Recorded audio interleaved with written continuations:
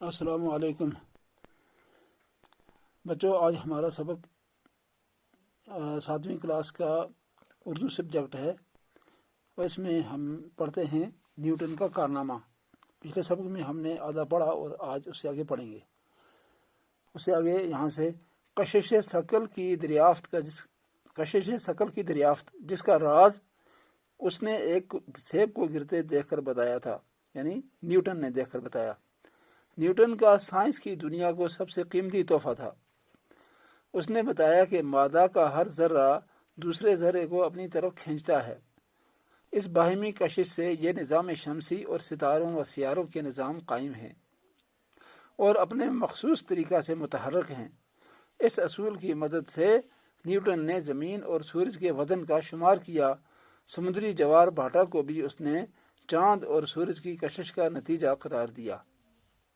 Newton نے ریاضی کے علوم میں کچھ نئے اضافے کیے جن سے آج سبھی علوم مستفید ہو رہے ہیں، کیونکہ نئی حدوں کو چھونے کے بعد ریاضی کا اطلاق نہ صرف زیادہ وسیع قسم کے مسائل پر ہونا ممکن ہو گیا، بلکہ مختصر فارموں نے لمبے چوڑے اربوں کی جگہ لے لی۔ نیوٹن اپنے تخیل کی اڑان سے معلوم علم کی حدوں کو پھاندتا قدرت کی گہرائیوں تک پہنچ کر اس کے راز ڈھونڈ لاتا تھا، جن کے مفہوم کو وہ اپنے سائنسی دماغ سے آشکارا کرتا۔ سائنس کے میدان میں اس کا یہ شاعرانہ انداز اس کی ذاتی زندگی میں بھی نمایاں تھا۔ نیوٹن اپنی بنائی ہوئی دنیا میں ہی بستا تھا۔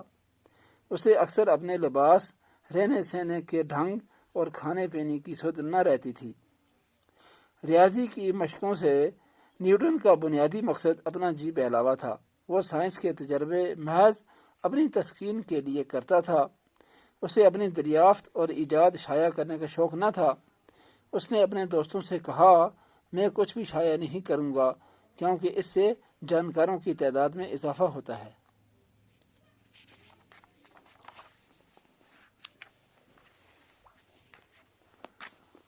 بیس سال تک اس نے اپنے مطالعہ کے بہترین نتائج کو چھپا کر رکھا۔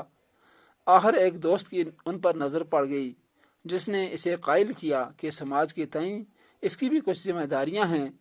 اس کے مجبور کرنے پر اس نے لاطینی زبان میں، جو کہ اس زمانہ میں سائنس کی زبان تھی، 3 جلد میں شائع کی، جن کا عنوان تھا سائنس کے ریاضی اصول۔ یہ کتابیں انسانی علم کو کئی مراحل آگے لے جانے کا باعث اور آنے والی ساری سائنس کی بنیاد بنی، مگر نیوٹن کے زمانہ میں ان سے کوئی خاص ہلچل نہ پیدا ہو سکی، کیونکہ یہ اکثر عالموں کی سمجھ سے بھی بالا تر تھیں۔ سائنسدان کے طور پر اپنے کمال اور عروج تک پہنچ کر نیوٹن کا دل سائنس سے بھر گیا اور اسے سیاسی درباری پوزیشن کی خواہش ہوئی۔ اس نے جیمز دوئم کی حکومت کی مخالفت کی اور اس کی حکومت کے خاتمہ اور ولیم میری کی تخت نشینی کے بعد نیا دستور بنانے والی کنونشن کا ممبر بنا، مگر بادشاہ نیوٹن کی سیاسی قابلیت سے متاثر نہ ہوا اور اسے محض ایک فلسفی سمجھتا رہا۔ نیوٹن 61 سال کی عمر میں سائنس اکیڈمی کا صدر بن چکا تھا۔ 2 سال بعد وہ سر کے خطاب سے بھی نوازا گیا۔ اب وہ انگلینڈ کی اونچی سوسائٹی کا ممبر تھا۔ اونچی سوسائٹی بھی نیوٹن کو زیادہ دیر تک راس نہ آئی۔